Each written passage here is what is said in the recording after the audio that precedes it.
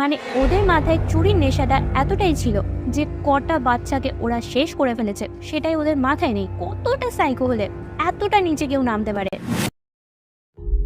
এই কাহিনী শুরু হয়েছিল মহারাষ্ট্রে 1990 থেকে 96 সালের মধ্যে। বাচ্চাদেরকে ধরে নিয়ে গিয়ে তাদেরকে মেরে ফেলতো।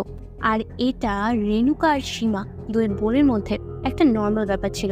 এরা 5 বছরের নিচে বাচ্চাদেরকে বেশি চুরি করতো। আর এই চুরির সংখ্যাটা 10টা বা 12টা নয়, টোটাল 40টা বাচ্চাদেরকে ওরা মেরে ফেলেছিল।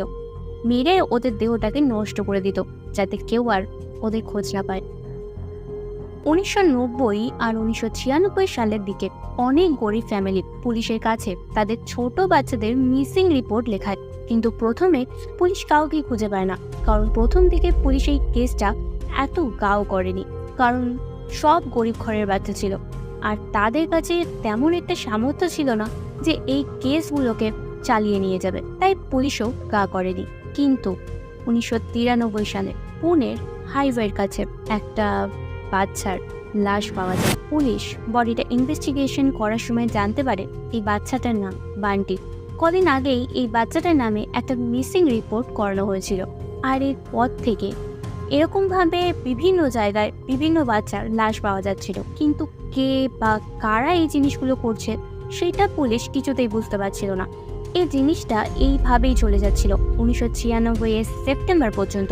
তবে অক্টোবরে ওই দুই বোন এমন একটা বাচ্চাকে চুরি করে যেটার জন্য পুলিশ ওদের খোঁজ পেয়ে যায়। মোহনগাঁবে তার দ্বিতীয় বউ প্রবিতা তাদের 9 বছরের বাচ্চা মেয়ের মিসিং রিপোর্ট লিখিয়েছিল পুলিশের কাছে। আর ওদের সন্দেহ ছিল ওই দুই বোনের ওপরেই, তাই ওরা পুলিশকে ওদের ব্যাপারে জানায়। আর জানাতেই পুলিশ ওদের খোঁজ শুরু করে। তবে ওই দুই বোন যখন এই ব্যাপারটা জানতে পারে ওরা গ্রাম ছেড়ে শহরে পালিয়ে যায়। তবে শহরে গিয়ে ওদের মাথায় আসে যে মোহন ওদের সাথে এইটা কিভাবে করলো, এবং ওরা চিন্তা করে এর প্রতিশোধ ওরা নেবে। তাই ওরা আবার শহর থেকে গ্রামে ফিরে আসে এবং ওরা ঠিক করে ওদের যে সেকেন্ড বাচ্চাটা আছে তাদেরকে এবার ওরা চুরি করবে। কিন্তু ওরা এটা জানতো না যে এটাই ওদের লাস্ট চুরি, কারণ পুলিশ এবার ওদেরকে ধরে ফেলে। আর এখান থেকে ইন্ডিয়ার ফেমাস গাভি সিস্টার কেস ওপেন হয়। অঞ্জনা বাই 1993 সালে একটা ট্রাক ড্রাইভারের সাথে পালিয়ে বিয়ে করে। আর বিয়ের পর মহারাষ্ট্রের নাসিক থেকে পুনেতে পালিয়ে আসে। ওখানেই অঞ্জনা বাইয়ের প্রথম মেয়ে রেণুকা হয়। কিন্তু রেণুকা হওয়ার পর ওদের বাবা ওদেরকে না জানিয়ে হঠাৎ করে একদিন ছেড়ে চলে যায়, যেটার জন্য অঞ্জনা বাই খুবই অসহায় পড়ে। তাই নিজেদের খাবার জোগাড় করার জন্য ওরা একটা চুরির কাজে লেগে পড়ে। তবে এরপর ওদের পরিচয় হয় মোহন গাবিদের সাথে। মোহন একজন রিটায়ার্ড আর্মি ছিল। কিছু দিনের মধ্যেই মোহন অঞ্জনা বাইকে বিয়ে করে নেয়। এরপর ওদের আরেকটা মেয়ে হয় যার নাম হলো সীমা। কিন্তু অঞ্জনা বাইয়ের একটা চুরির স্বভাব দাঁড়িয়ে গেছিল, তাই খুব ভালো থাকা সত্ত্বেও ওর ওই স্বভাবটা ও কিছুতেই ত্যাগ করতে পারেনি, যেটার জন্য মোহনকে অনেকবারই পুলিশ স্টেশনে যেতে হতো অঞ্জনা বাইকে ছাড়ানোর জন্য। মোহন বিরক্ত হয়ে অঞ্জনা বাইকে ছেড়ে দেয়, মানে অঞ্জনা বাই আরো দুই মেয়েকে ঘর থেকেই বার করে দেয়। আর ওদের ছেড়ে দেওয়ার কদিনের মধ্যেই মোহন প্রতিভা বলে একটা মেয়েকে বিয়ে করে আর ভালোভাবে নিজেদের মতো করে সংসার করতেও শুরু করে। কিন্তু এদিকে অঞ্জনা বাই, সীমা আর রেণুকার মধ্যে একটা ব্যাপার সারাক্ষণ চলত যে ওর বাবার থেকে মানে মোহনের থেকে কিভাবে ওরা প্রতিশোধ তুলবে। কিন্তু অঞ্জনা যেহেতু সবসময় চুরি করতো, তাই এবার ওর দুটো যে মেয়ে ছিল তাদেরকেও চুরি শিখিয়ে দেয়।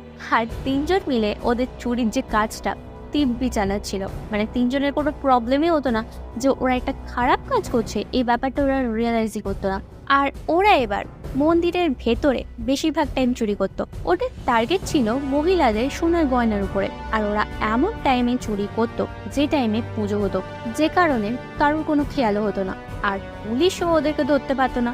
তো ওরা তিনজন মিলে ওদের চুরির যে কাজটা দিব্যি চালাচ্ছিল।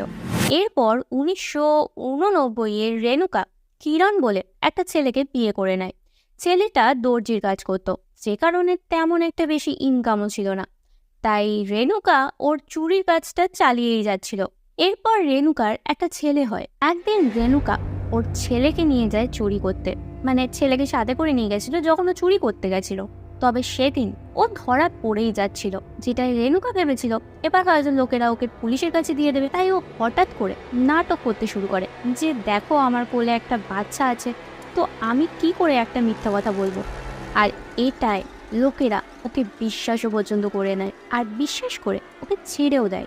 এই ঘটনাটা যখন রেণুকা ওর মা আর বোনকে এসে বলে, ওদের মাথায় এবার একটা প্ল্যান চলে আসে। আর এরপর থেকে ওরা এই প্ল্যানটাকে কাজে লাগিয়ে এবার বাচ্চাদের সামনে রেখে চুরি করবে ভাবে।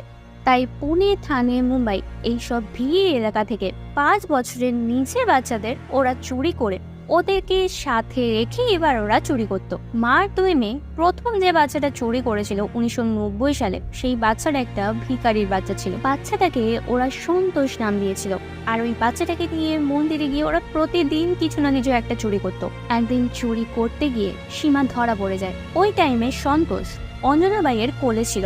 সীমা ধরা পড়ছে দেখে অঞ্জনাবাই সন্তোষকে নিচে ফেলে দেয়, যেটাই সব লোকের বোন সন্তোষের দিকে চলে আসে। আর সীমা ঠিক ওই টাইমটাকে কাজে লাগিয়ে ওখান থেকে পালিয়ে যায়। ওখানে সন্তোষের খুব গভীর চোট লেগেছিল, যেটার কারণে ও প্রচুর কান্না করছিল। আর যেহেতু ও কান্না করছিল তাই অঞ্জনাবাই ভয় পেয়ে যায় যে এবার না লোকেরা বুঝে যায় যে চুরিটা আসলে কারা করছে। আর এই ভয়টা পেয়ে অঞ্জনাবাই সন্তোষকে ততক্ষণ অবধি মারতে থাকে যতক্ষণ না সন্তোষ মারা গেছে। আর মারা যাওয়ার পর সন্তোষকে দূরে নোংরা জায়গাতে ছুঁড়ে ফেলে দেয়। আর এটাই তাদের চুরির পর প্রথম একটা বড় ক্রাইম ছিল। তবে এটার পর থেকে ওরা সব গরিব বাচ্চাদের এরকমভাবে চুরি করত। আর চুরি করার পর ইউজ করা হয়ে গেলে সেমভাবে ছুঁড়ে ফেলে দিত। বাচ্চাগুলোকে ধরে ধরে শেষ করে ফেলতো। অঞ্জনাবাই, সীমা আর রেণুকা আর কিরণ ওই বাচ্চাগুলোর দেহ নষ্ট করতে মানে লুকিয়ে ফেলতে সাহায্য করতো। 1990 থেকে 96 সালের মধ্যে ওদের এই কাজটা চলতেই থাকে। তবে কখনোই ওরা ধরা পড়েনি বা সন্দেহজনকভাবেও কোনোদিন কেউ ওদেরকে চোখে দেখেনি। তবে মোহনের উপর প্রতিশোধ নিতে ওদের ছোট বাচ্চাটাকে চুরি করতে গিয়ে ওরা ধরা পড়ে যায় পুলিশের কাছে।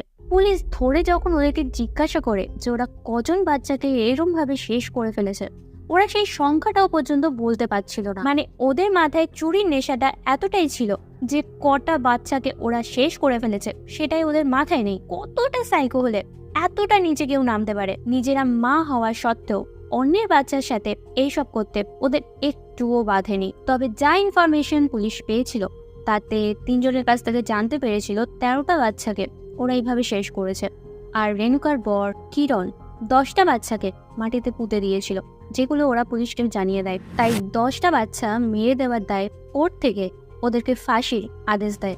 তবে অঞ্জনাবাই জেলে যাওয়ার কিছুদিনের মধ্যেই ওনার একটা রোগ হওয়ার কারণে উনি মারা যায়। আর কিরণকে কিছুদিনের সাজার আদেশ দেওয়া হয়েছিল, কারণ ও খুনিদেরকে হেল্প করত। প্রথমে রেণুকা, সীমার ফাঁসির আদেশ হলেও কোর্ট শেষে আদেশ দেয় ওদের দুজনের যাবজ্জীবন কারাদণ্ড হবে। এখন ওরা দুজন জেলেই আছে আর মরে যাওয়ার আগে অবধি ওরা জেলেই থাকবে।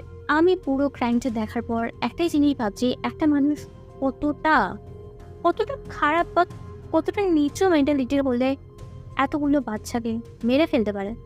যখন ওই মৃত বাচ্চাগুলোর কথা আমার মাথায় আসছে, সিরিয়াসলি ওদের প্রতি সব থেকে বেশি ঘৃণা হচ্ছে। তোমরা যারা দেখছো তোমাদের মতামত তোমরা কমেন্ট করে অবশ্যই জানিও। যদি তোমাদের এরকম ক্রাইম ভিডিও দেখতে ভালো লাগে তো অবশ্যই আমাদের চ্যানেলটাকেও সাবস্ক্রাইব করে রাখবে।